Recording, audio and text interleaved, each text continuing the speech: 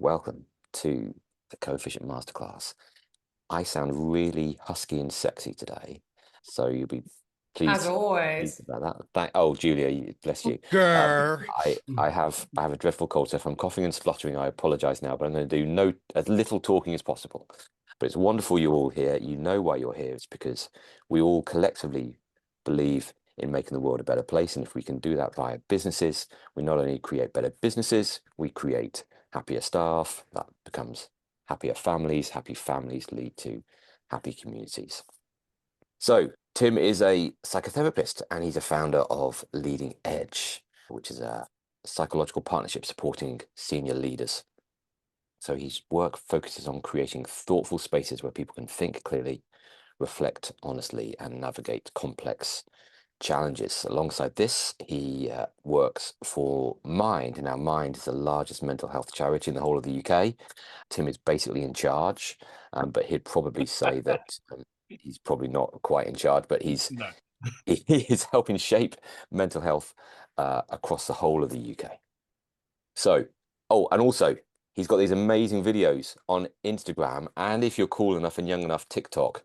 But you should definitely look him up. I think they're wonderful. He speaks with such authority and clarity. You're going to love this session. I am absolutely certain. So, Tim, over to you.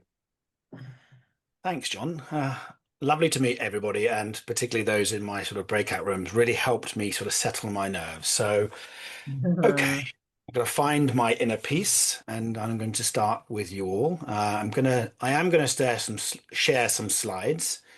So hopefully you can see those. And now with the magic of Zoom, you can see me and the slides at the same time, I hope. Great. Okay. So let me start today with something slightly dangerous, I guess, particularly for a room of professionals. As a therapist, I'm naturally going to ask you to do a little bit of reflection. Don't worry, we're not going to go and do a full psychodrama this afternoon. But what I do want you to do is just to think about something for a moment. Think back to a time in your work, if you can, when pressure suddenly increased. A deadline, maybe. Something important lands on your desk. Or you had to deliver something, I guess, that, really, really mattered. Now, most of us, I would say, recognize this type of moment, probably more often than we actually realize. That point where pressure kicks in, and I guess something within you starts to shift. Typically, we'd call that your state. Your state starts to shift. Typically, your focus sharpens. We move faster. Distractions typically fall away. And we end up usually getting very clear about what matters and what doesn't. And interestingly, this is where the work usually gets done. And sometimes it's even some of our best work. So a quick show of hands across all of us. Who here feels like they do some of their best work under pressure? Just show us some hands. Who feels like they do some of their best work under pressure? Yeah, brilliant. Absolutely. Myself included here. So pressure can feel productive. In fact, many of us, and I include myself here again, don't just experience it, we rely on it. But here's the question.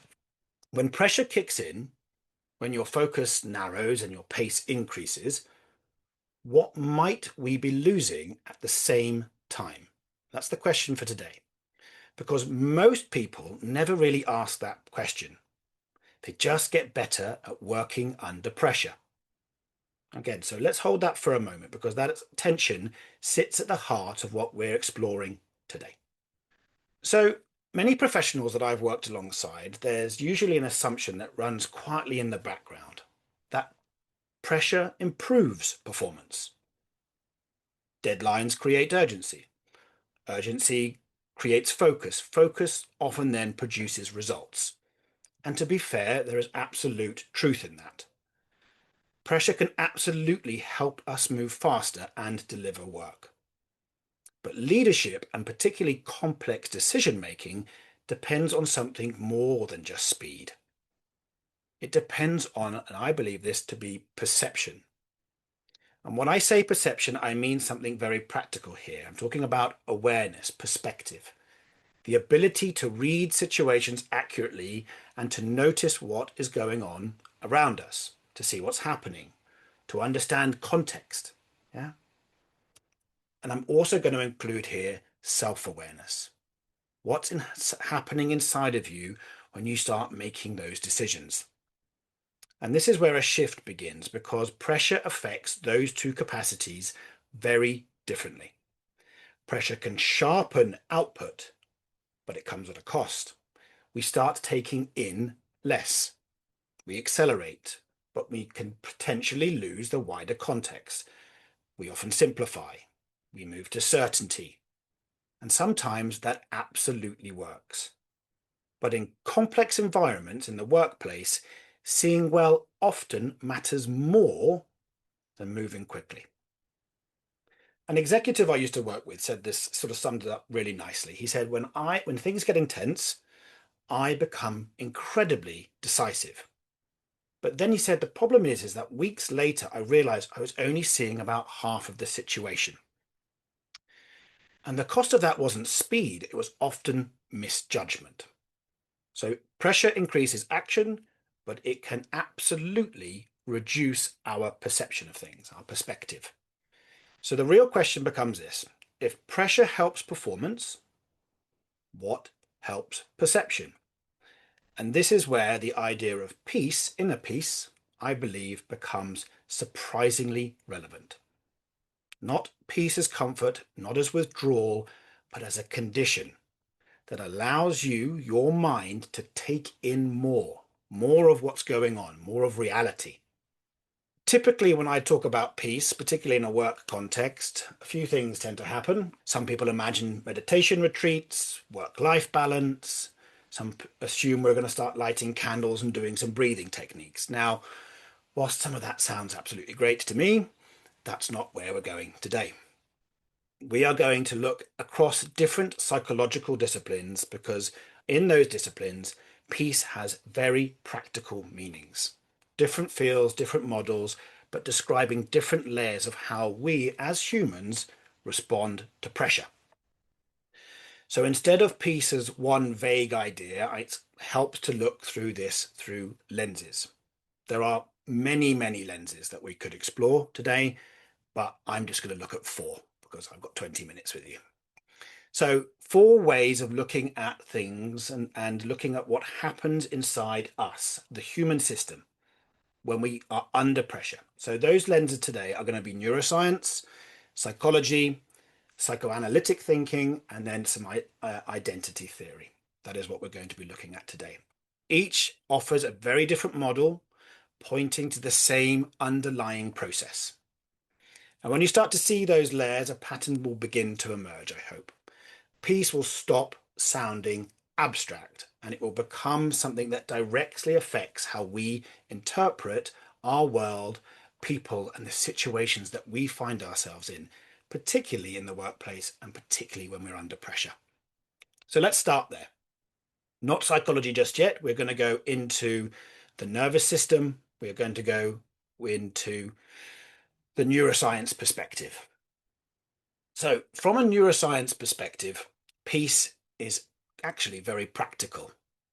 It is a nervous system, our nervous system, that can often regulate quickly and respond flexibly when it's under pressure. This does not mean a life without stress. That is not reality in organizations, and that is not the reality of leadership, as we know. But the real question is, can our system activate without getting stuck in threat mode? Because when the brain detects threat, things will change very quickly. Attention becomes far more selective. Uncertainty, uncomfortable. And the brain often looks, and we look for, faster, simpler explanations. Not more accurate ones, faster ones. Now that is incredibly useful if you are dealing with a tiger, but leadership and organizational situations aren't tigers. although we may think them to be on some occasions, right? They are complex and often open to interpretation. Now, the risk is when perception narrows in that environment, decision makers move to conclusions potentially too quickly. Not because they lack, capability, but because their brain is doing exactly what it evolved to do. So the key insight here for me is simple, that regulation and the ability to regulate your emotional state expands and will expand your perception. And calm isn't just about feeling better here. It allows you to take in more from the situation that is in front of you. Yeah. Now we are going to move into the psychology of the mind. Here, peace means something very different. It means internal cooperation. I think most of us will experience this, that our minds are not one unified voice. As the slide here says here, it's more like a committee. We've got one who's saying, go harder, push harder. Another one that wants us to slow down. Another one that's worrying about consequence. And some days our internal critic has the loudest microphone. So a quick test, I'm going to bring you back here. When pressure rises, and I want you to sort of use the chat function here if you want to, when pressure rises, which of your internal voices gets loudest? And more importantly, just as well, which one are you listening to as if it were the truth? So just, if it's the critic, the worrier, the motivator, whatever you call it, if you feel like sharing that, please put it in the chat function. Because I guess a surprising amount of pressure isn't external. It is the interaction, it is the relationship between those internal parts of self. So here, peace takes on a different meaning.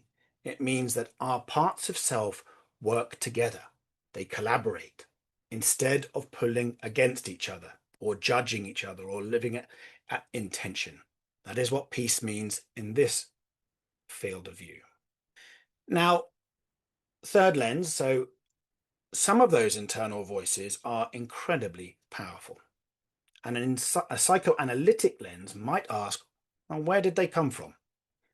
Because over time, the expectations around us, and these are expectations that typically sort of happen in our early days in our development, come from particularly parents, but peers and culture and the environment that we were raised in. And they start to shape how we think, what we believe. They start to shape, who we are. And this is the interesting bit. They stop sounding like other people and they start sounding like you, like ourselves. They don't feel like pressure anymore. They just feel true. Now, Karen Horney describes this in a beautiful way, which is in the slide here, the tyranny of the shoulds, the internal rules about who we think we should be. And here's a bit something that I've come across quite regularly in the work that I do. Many high performers aren't just chasing success. They're trying to stay ahead of a very powerful internal critic. And when that performance is driven like that, it doesn't just stay contained to the individual, it travels into teams, decisions, organizations. So peace here, peace means loosening the internal pressure. So performance isn't driven by fear, particularly a fear of falling short. Now we're going to go just into the final lens, a little bit deeper into identity. I'm just going to have a sip of water quickly. What I've often seen in my work is when identity starts to sort of fuse with performance. And when it does that, interestingly, failure starts to become threatening. Not because of the outcome, but because of what it says about the individual, what it says about you. And when that starts to happen, decisions start protecting identity, not the organization. And because people often become far less interested in what is true and far more invested in being right. But when that identity starts to loosen, interestingly, something starts to shift. That is when perspective opens up again. Curiosity returns adaptability is there too. So peace here and under this lens will mean caring deeply about the work without it needing to define who you are. So now at this point, we've gone through the lenses. A question usually starts to form. So how does this all actually fit together? And if I had a simple answer to that, this would probably be a TED talk rather than a masterclass. So there unfortunately isn't a neat formula. I wish there was, wouldn't that be great? But there is a pattern. If we step back just slightly, you can start to see that the pressure doesn't just affect one layer, it moves through everything. When the nervous system activates, when the mind will naturally start to speed up. And when that happens, your internal voices will typically get louder. And then, almost without noticing it, identity gets pulled in as well. So the whole system starts to tighten. Now, most of the time, we just don't notice that this is happening. And we experience it typically, I think, as urgency. And this is something that I've typically seen in organizations. Urgency often gets rewarded, but we may not be able to consciously notice it, but we can certainly start to feel it. Things will start to move faster. Our hearts will start to move. Our central nervous system will start to go at pace. And we often settle on answers a lot earlier. Now, interestingly, pressure doesn't just happen in sort of one moment. It gradually accumulates and builds and compounds over time. So this is often why it also stays out of our conscious awareness, because it is little shifts that are going on throughout. But when there's a little bit more capacity, even just a little bit, something different becomes possible. You start to notice more of the situation, as I've said before, more of the people involved and around you, the teams that are involved around you. And with that shift, I think this is where clearer thinking begins. And this is definitely what is shaping my work at the moment, because over time I kept coming back to one particular question. What creates enough space within for people, organizations, to keep their perspective open, to have clarity, particularly when the pressure is on? And particularly, I think, for executives. The executives dealing with consequence, complexity, and sustained demand. Because I don't see this as something that we can learn really quickly. I think it is about whether there's enough capacity within the organization, within the individual, for clear thinking to happen at all. So let's bring this back to the workplace. Let's bring this back quickly to organizations. I think in any role, when pressure goes up, perception is going to narrow. That is just, a human response and reaction, very normal. The difference in organizations is the level of consequence, because at the executive level, the impact of that narrowing is amplified. Executives aren't just working in the system, they're shaping how situations are interpreted. We know this, it's what gets noticed. And I guess what also is reinforced over time. And that is essentially, I think, what culture is. Because in practice, organizations don't just run on strategy, they run on perception and the cultures those perceptions create. And in my experience, I've often seen organizations often moving too quickly before they truly understand their situation. You see it in the decisions that feel right in the moment, but then later turn out to be based on only one part of the picture, for example. And it doesn't just stop at decision. Pressure doesn't stay contained. As I said earlier, it moves through tone, behavior, and through decisions. And this is the things that people, I don't think, sit there and sort of are consciously aware of it and analyze it. They just feel it. And that is how culture forms, quietly and often unintentionally. But I believe that the opposite is also true. When there's more clarity, more steadiness, and a bit more space, I believe that moves as well. And over time, that becomes the culture that people can work inside. So executives don't just influence outcomes, they define the conditions in which everybody else thinks, responds, and then operates too. Okay, I'm coming to the final slide. Let's go back to the original question. Can peace enhance performance? Yes, but not in the way that we might expect. It certainly doesn't remove pressure, and it doesn't create a room, it does create room for reflection. And when that internal capacity is there, something important shifts. You start to see more of what you're dealing with, I believe. And so the real challenge in leadership isn't effort, it isn't working harder, it's understanding well enough what you're dealing with before acting.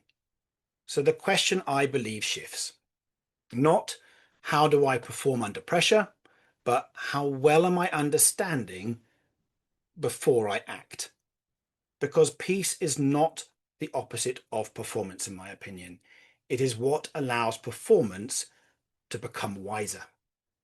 Great. Well, thanks everybody. That's my thing. I'm just going to finish on this final haiku.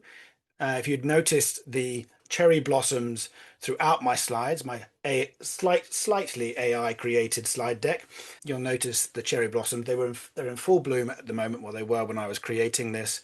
And so I thought I would finish with a haiku about connection. Thank you, Tim.